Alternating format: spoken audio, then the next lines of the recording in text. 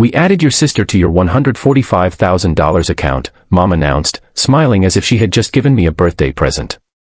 I stared at her across the kitchen table, unable to breathe. 48 hours later, that same account was almost empty, and the person who had emptied it was standing outside my front door, crying. My name is Daniel, and until that Saturday, I believed family meant having someone you could trust when everything else became uncertain. I had spent 7 years saving every spare dollar because my 8-year-old daughter, Lily, needed a stable home. That money was not luxury. It was the foundation beneath our lives. I never imagined my own mother would turn it into a weapon.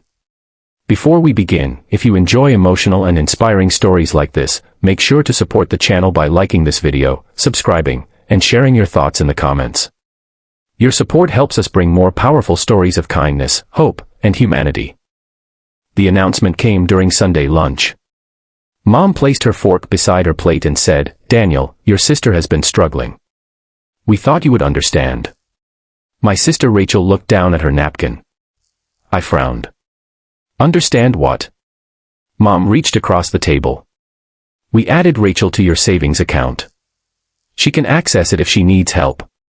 For a second, I thought she was joking. "You did what?" Rachel finally looked at me. "Daniel, I didn't ask her to do that." "That doesn't answer my question." Mom sighed. "Your family. Your sister needs a fresh start. You have plenty saved." $145,000 isn't plenty. Lily, sitting beside me, stopped coloring. Mom's expression hardened. "You always make everything about money." "No. I make it about promises. I promised Lily that money would pay for our house." Rachel whispered, "I'll pay back anything I use." I looked at her carefully. She looked exhausted, but something about her silence bothered me. "Rachel, what happened?" She opened her mouth. Mom interrupted. "She's embarrassed." That ended lunch. That evening, I checked my bank account. The balance was still there. I changed every password and called the bank. The representative told me Rachel had been added as an authorized user through a branch request. "I never authorized that," I said. "You may need to file a dispute." I hung up and called Mom. "How did you get my account changed?" She answered calmly. "Your sister needs help. You had no right. You'll understand when you know the whole story." "What story?" Silence. Then Mom said, "Don't make Rachel pay for something she didn't do." The call ended. The next morning, I drove to the bank. The manager printed the authorization documents. My signature appeared on the page. I stared at it. It looked like mine. But I had never signed it. Then I noticed the date. It was 3 weeks earlier, while I had been out of town for work. Someone had copied my signature. The manager lowered his voice. "Daniel, we recommend freezing the account immediately." I did. But it was already too late. At 9:17 that morning, $80,000 had been transferred out.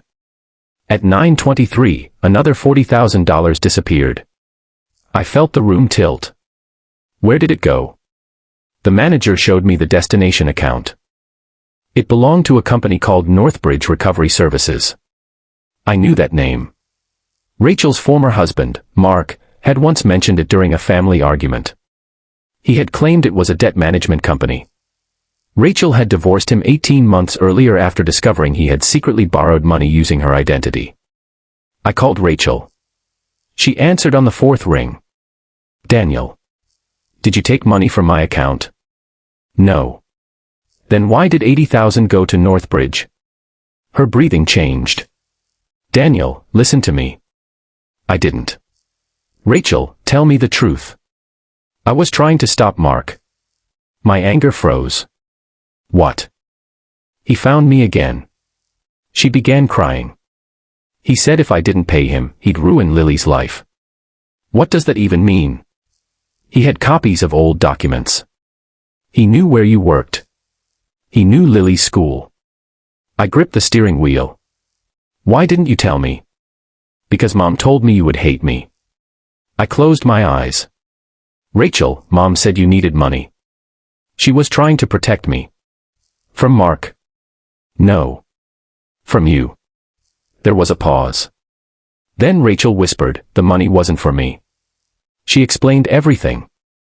3 weeks earlier, Mom had called her to say Mark was threatening her again. Mom had secretly contacted him, promising money if he disappeared. She believed using my savings would solve the problem before I ever discovered it. Rachel had refused. But Mark had somehow obtained access to the authorization paperwork. Daniel, Rachel said, I swear I never touched your account. I believed her. That was the moment the story changed. I drove straight to Mom's house.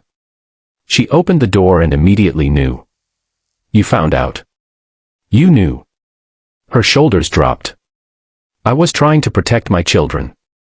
You stole my daughter's future. I thought I could fix everything before you noticed. By giving Mark $45,000. She looked away. Not 45. My stomach tightened. What? Mom's eyes filled with tears. Northbridge isn't a debt company. It's a shell company Mark created. I stepped backward. Then where is Rachel? Mom looked toward the hallway. Rachel appeared, pale and trembling. I came here to tell you something. Before she could continue, headlights swept across the windows. A car stopped outside. Rachel grabbed my arm. That's him. Mark stepped out. He walked toward the house carrying a folder. He didn't look angry. He looked confident. That frightened me more. He knocked once. Mom whispered, don't open it. But I did. Mark smiled. Daniel. We should talk. You stole my money. He shrugged. You mean the money your mother transferred? My blood ran cold. He held up the folder. Your mother signed the transfer approval. Mom stared at him. You said this would end. Mark laughed softly. Nothing ends until I say it does. Rachel stepped forward. You're lying. Mark turned toward her. You still don't understand. Your brother's account was only the beginning. I looked at Rachel. What does he mean? She pulled a small flash drive from her pocket. I found this in Mom's desk. Mark's expression changed for the first time. Rachel handed it to me. It contains every message between Mom and Mark. I plugged it into my laptop later that night. The truth was worse than I expected. Mark had manipulated Mom for months. He had convinced her that if she didn't cooperate, he would expose private family records and destroy Rachel's reputation. He had forged the authorization documents and pressured Mom into believing that transferring the money was the only way to keep everyone safe. But there was one message that changed everything. Mom had written, leave my children alone. I will give you everything I have. Mark replied, not enough. I want Daniel's full account. Mom had refused. That was why he had forged the remaining documents.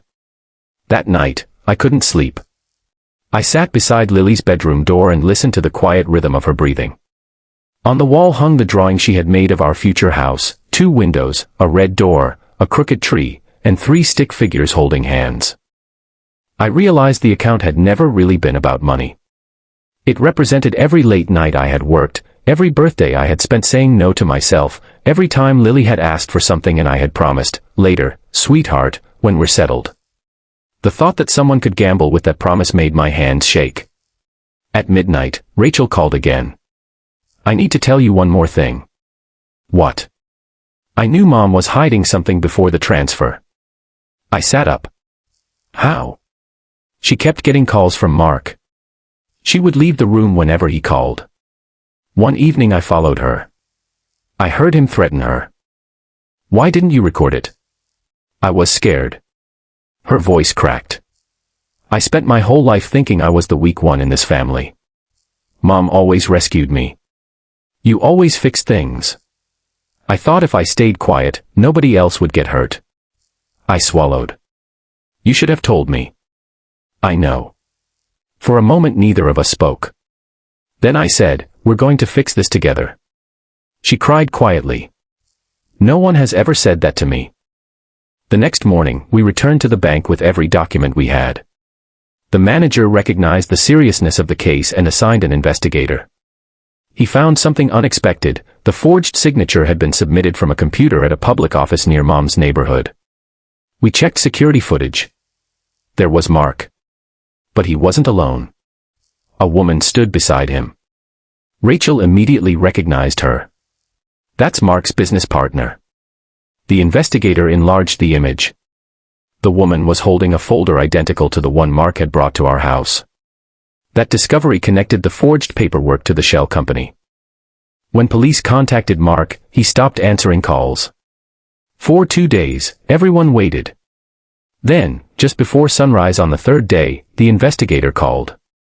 "Mr. Carter, we've located him." I felt no satisfaction. Only exhaustion.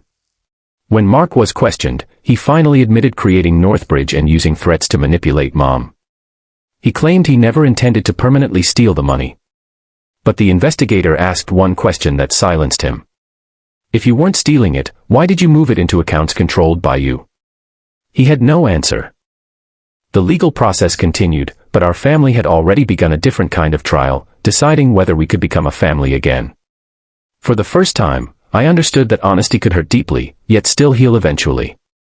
The next morning, we went to the bank and police together. The digital records, messages, and forged paperwork were enough to begin an investigation. Northbridge was frozen. The transfers were flagged. Within days, most of the stolen money was recovered. But recovery wasn't the hardest part. Forgiveness was. Mom sat across from me at my kitchen table. "I failed you," she said. I looked at her for a long time. "You didn't fail me because you made a mistake. You failed me because you decided I didn't deserve the truth." She nodded through tears. I was afraid. So was I. Lily walked into the room carrying 2 mugs of cocoa. She handed one to Grandma. "I made yours extra sweet." Mom broke down. She pulled Lily into her arms. "I don't deserve this." Lily frowned. "It's just cocoa." I smiled despite everything. Sometimes children understand forgiveness more clearly than adults do.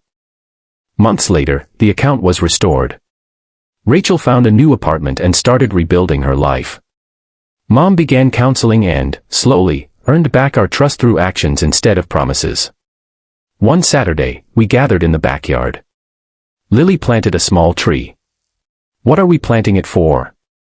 Rachel asked. Lily looked at all of us. "So nobody forgets that families can grow again." Mom covered her mouth.